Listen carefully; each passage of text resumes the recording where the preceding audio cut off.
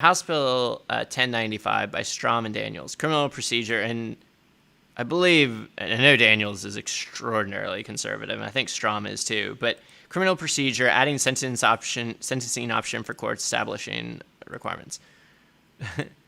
So in reviewing this, let me see, I can zoom in a little bit.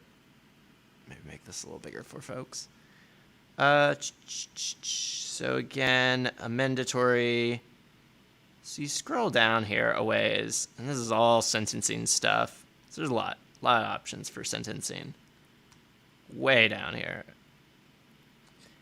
So it says, in addition to the other sentencing powers of the court and pursuant to the terms and conditions of a written plea agreement, the court may prohibit the defendant from entering, visiting, or residing within the judicial district in which the defendant was convicted until after the completion of his or her sentence.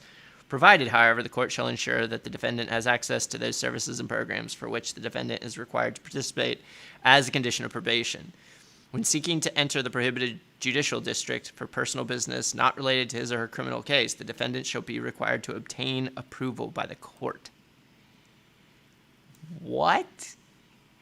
Like, I have not done the full research to say if this was tracked by criminal justice reform advocates, but this sounds crazy onerous.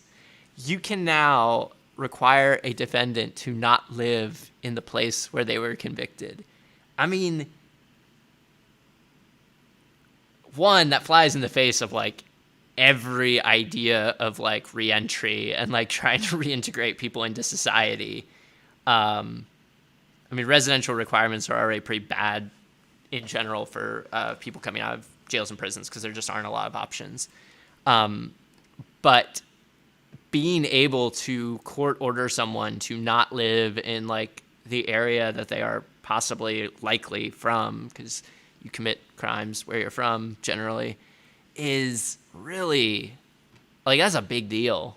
And could be used abusively, like very easily. I mean, it could be used to punish. I mean, it's just further punishment, right? I mean, you're just punishing people. I mean, I do see like that. I guess there's sort of a public safety argument to try and keep someone away from certain people or certain groups, but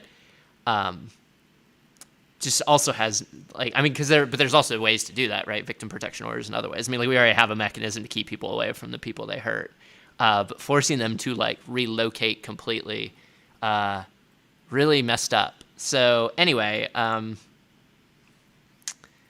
yeah, like crazy law change that just, stick that right in that middle of that law and nobody will notice, but could have some like major implications down the road.